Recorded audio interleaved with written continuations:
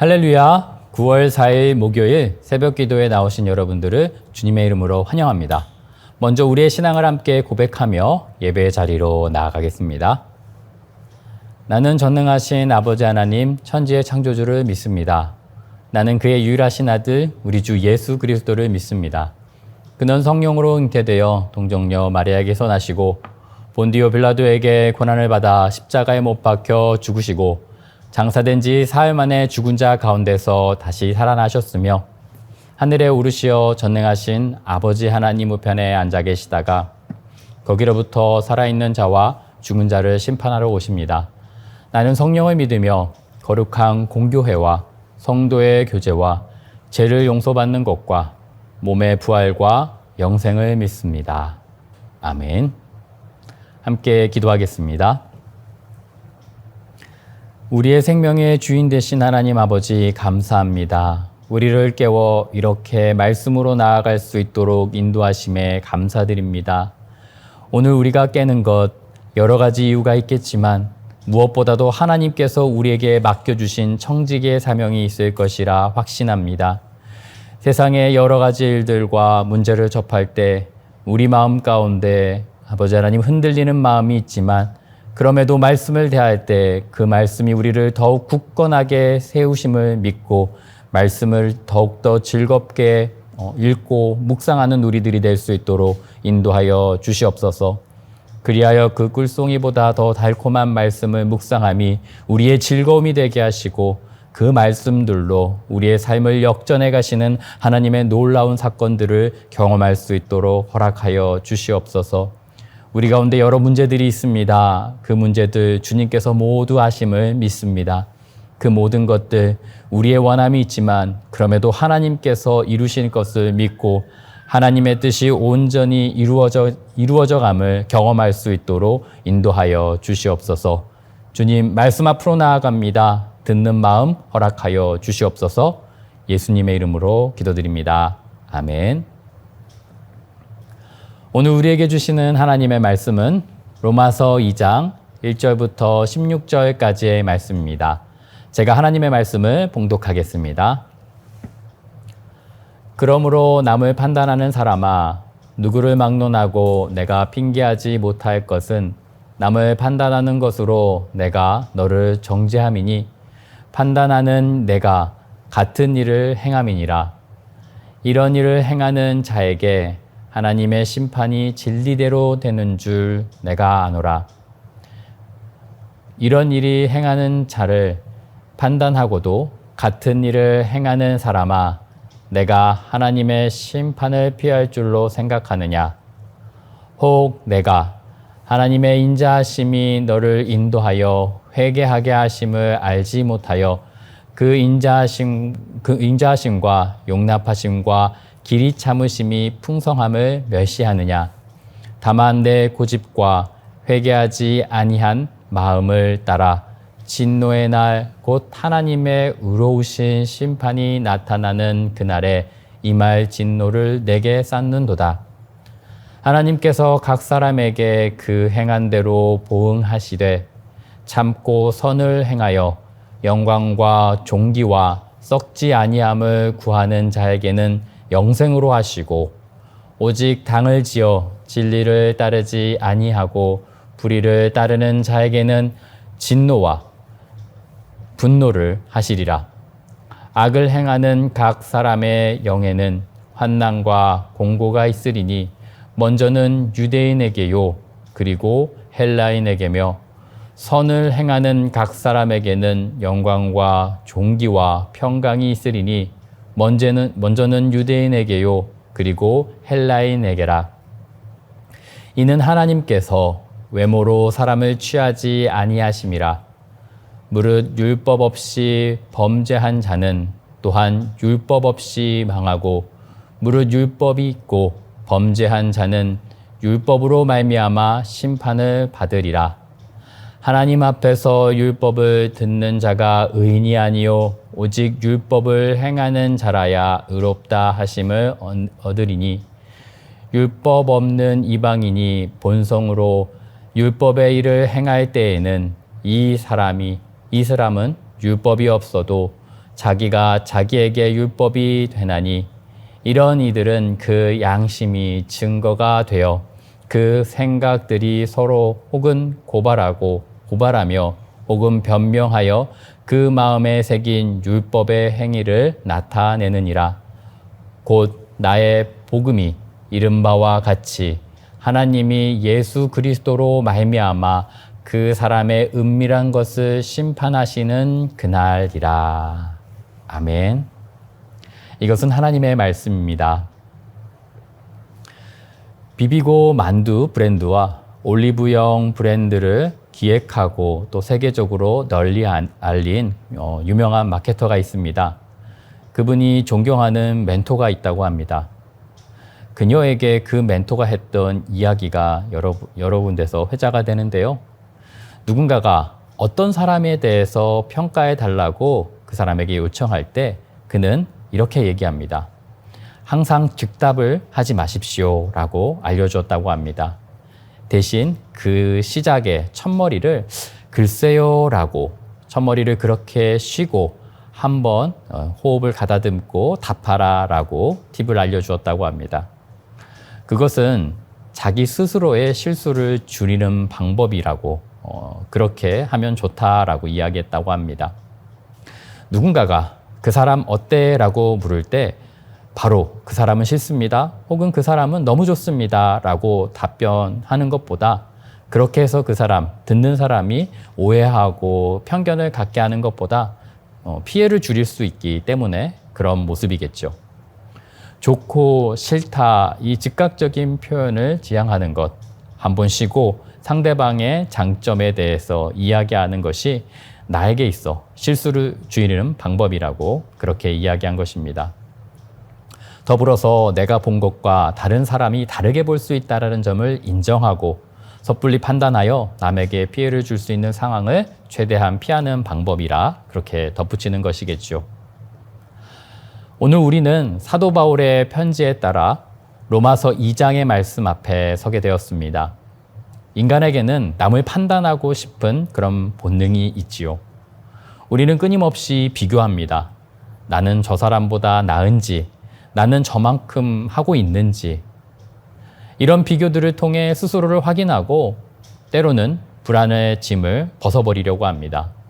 또 어떤 경우에는 세상의 그 여러 가지 복잡한 현실을 단순화해서 쉽게 나누어 버려서 내게 옳다 그르다, 성공 실패, 우리 그들 이런 잣대로 그런 복잡함을 편안하게 좀 나누는 그런 모습으로 나타나는 것이죠.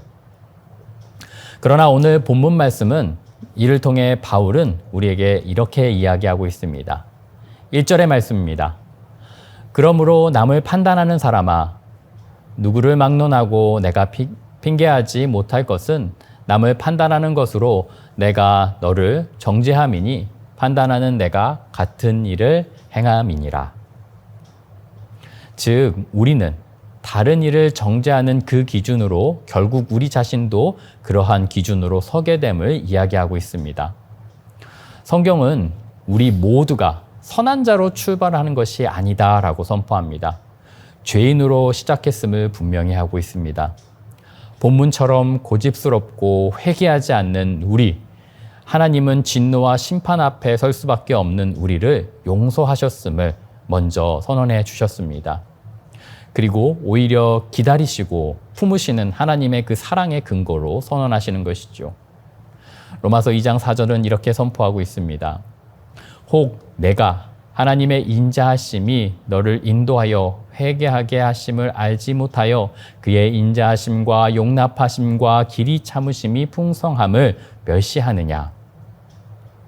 여기서 길이 참으신다라는 단어는 마크로디미아라는 단어인데요. 하나님의 본성을 드러내는 단어입니다. 오래 참으시고 관용하시며 죄인을 회개로 이끌어가기 위해 심판을 유보하시는 하나님의 인내를 나타내는 말이죠. 이 단어는 고린도전서 13장에 쓰인 단어입니다. 사랑은 오래 참는다라고 묘사가 되어 있는데요. 이 단어가 바로 그 단어입니다. 하나님과 사람, 그리고 사람과 사람 사이에서 나타내는 인내, 그것이 바로 오늘 본문의 단어인 것이죠. 하나님께서 우리를 향해 오래 참으셨듯이 우리 또한 공동체 안에 서로를 향해 판단하기에 앞서 오래 참아야 한다는 것을 이야기하는 것입니다. 바울은 이어서 7절에서 또 다른 단어를 사용하고 있습니다. 바로 휘포모네라는 단어인데요. 이 역시 참다, 견디다라고 해석되었습니다. 이것은 단순히 화를 누르는 정도가 아니지요. 무거운 짐을 진 채 책임을 다하고 흔들리지 않고 끝까지 걸어간다. 그런 끈기, 눈앞의 어두운 상황 속에서도 무너지지 않고 영원한 상금의 시선을 바라보며 눈을 맞추고 그렇게 버티며 나아가는 신앙의 자세를 가리키는 단어입니다. 왜 바울이 이 인내라는 참고 견디다라는 단어를 다르게 썼을까요? 첫째는 당시 성도들이 박해 속에 있었기 때문입니다. 선을 행하여도 즉각적인 보상이 없고 오히려 손해를 보는 그런 상황 속에 있었던 것이죠. 그러나 바울은 지금의 손해를 넘어서서 영원한 심판의 날을 바라보라고 권했던 것입니다. 둘째로 하나님의 심판은 반드시 이루어질 것이기에 우리의 현재 집중하는 것보다 영원한 준비의 기간으로 그렇게 시간을 써야 한다. 지금의 삶은 헛되지 않다라고 선포한 것입니다. 끝까지 선을 행하고 믿음을 붙드는 자에게는 하나님께서 오늘 본문처럼 영광과 존귀와 썩지 아니함으로 갚아주신다라고 선언했던 것이지요. 그리고 세 번째 이유는 믿음은 순간의 열심이 아니라 지속적인 경주다라는 것을 포함하고 있기 때문입니다. 신앙은 시작만큼 끝까지 달려가는 그런 인내가 필요로 한 것이지요. 따라서 하나님께서는 사랑으로 사람을 향한 인내로 우리를 오래 품으셨고 우리는 그 은혜에 힘입어 믿음의 경주 속에서 끝까지 완주하기 위해 참고 나아가야 하는 것입니다. 히브리서 12장 2절에 이렇게 말씀하고 있습니다. 믿음의 주요 또 온전하게 하시는 이인 예수를 바라보자.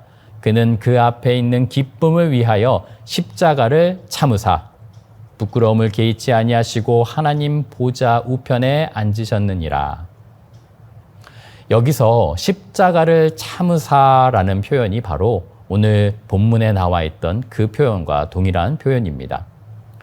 견디다, 버티다, 끝까지 인내하다라는 의미를 가진 이 단어를 통하여서 예수님께서 이미 본을 보이셨고 그 십자가의 고통과 수치를 이겨내시며 영원한 기쁨을 향해 이겨내셨음을 보여주고 있는 것이죠. 로마서 2장 7절에 나온 이 단어의 어근이 같은 그런 파생된 단어입니다. 정리하자면 히브리서에서 예수님의 행동을 묘사하고 있는 이 동사가 로마서에 바울이 신자들의 태도가 이러해야 된다라고 이야기하고 있는 것입니다. 예수님께서 십자가를 참으셨고 견디셨고 그것을 온전히 이루셨던 것처럼 우리 신자들도 판단하기에 앞서 또 믿음의 여러 가지 상황 속에서 참고 견디어 선을 행하고 나아가야 한다라고 권면하고 있는 것입니다. 고린도 교회, 로마 교회, 여러 교회들은 이런 분열 가운데 있었습니다. 하나님의 말씀이 선언될 때 사람들은 분열했지요. 그래서 고린도 교회는 나는 바울에게, 아볼로에게, 게바에게, 나는 그리스도에게라고 서로 소리를 높이며 분열의 정당성을 이야기했지요. 로마 교회 역시 유대인과 이방인의 문화 차이, 율법의 차이 등을 통해서 갈등이 빚어졌던 것입니다. 이를 살펴본다면 오늘 우리의 교회도 이런 연장선에 있지 않나, 그리고 이와 다르지 않다라고 생각해 볼 수 있습니다. 교리와 전통, 그리고 생활의 방식과 심지어 율법 자체의 해석으로 인해 나누어짐이 우리 가운데 펼쳐짐을 보게 되는데요. 사단은 그 틈을 파고들어 교회를 갈라놓으려 합니다. 바울은 11절을 통해 이렇게 선언합니다. 하나님은 외모로 사람을 취하지 아니하십니다. 라고 선언하였습니다.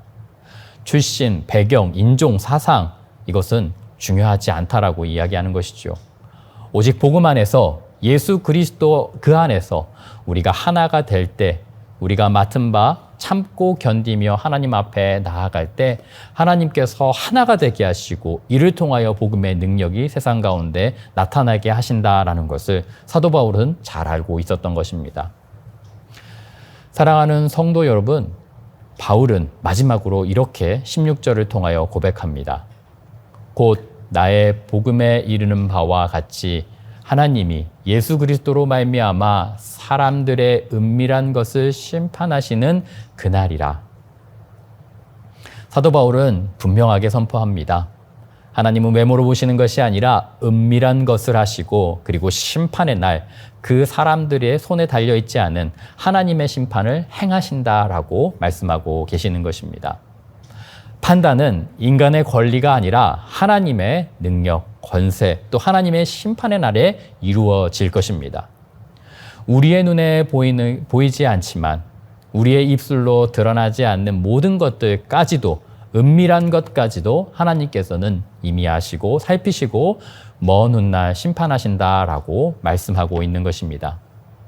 그러므로 우리는 서로 정죄하기보다, 판단하기보다 그리스도께서 그러하셨던 것처럼 하나님의 성품을 닮아 오래 참고 끝까지 견디어 사랑으로 세워가는 우리들이 되어야 합니다. 하나님께서는 우리를 오래 참으셨습니다. 그리고 그 오래 참으심 위에 예수 그리스도의 십자가를 두셨고, 그리고 먼 훗날의 그 기쁨을 위하여 예수 그리스도께서는 그 은혜의 길을 견디며 나아가셨던 것을 우리는 바라봐야 합니다.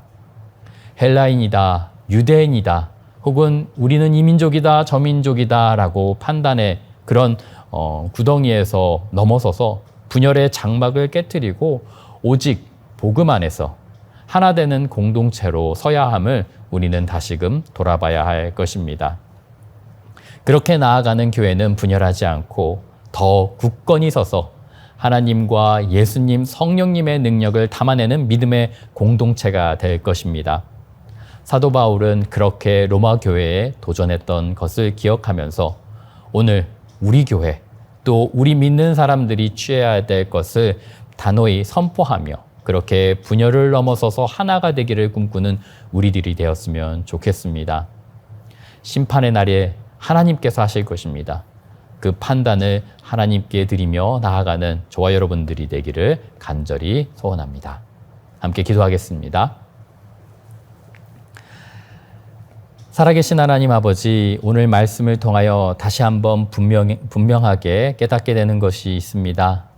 사람들을 보며 판단하고 싶은, 그래서 남들과 다름을 통해 좀 더 안정된 모습, 좀 더 똑똑한 모습으로 사람들에게 비춰지고자 하는 우리들의 마음이 있음을 고백하게 됩니다. 그래서 복음의 이 교회 공동체에서도 그런 일들이 종종 벌어지게 되는 것을 바라봅니다. 진리를 수호하게 하시되 그러나 판단하지 아니하고 말씀 그 복음에 벗어나는 어떤 것도 허용하지 아니하며 그러나 하나님이 주시는 하나의 영을 끊임없이 추구하는 우리들의 공동체가 될 수 있도록 인도하여 주시옵소서. 하나님, 양쪽이 무거워 어느 쪽으로 가야 될지 모를 때 온전히 예수 그리스도를 바라보게 하시고 그 복음 안에서 정말 어려운 그 믿음의 줄다리기 속에서 포기하지 않고 참고 견디어 나아갈 수 있는 우리들이 될 수 있도록, 그리하여서 우리를 결국 승리하게 하시고 하나로 싸매시는 복음의 능력을 경험하는 우리 동양선교교회 될 수 있도록 인도하여 주시옵소서. 하나님께서 함께 하실 것을 믿사오며 예수님의 이름으로 간절히 기도드립니다. 아멘. 계속해서 기도의 제목으로 나아가겠습니다.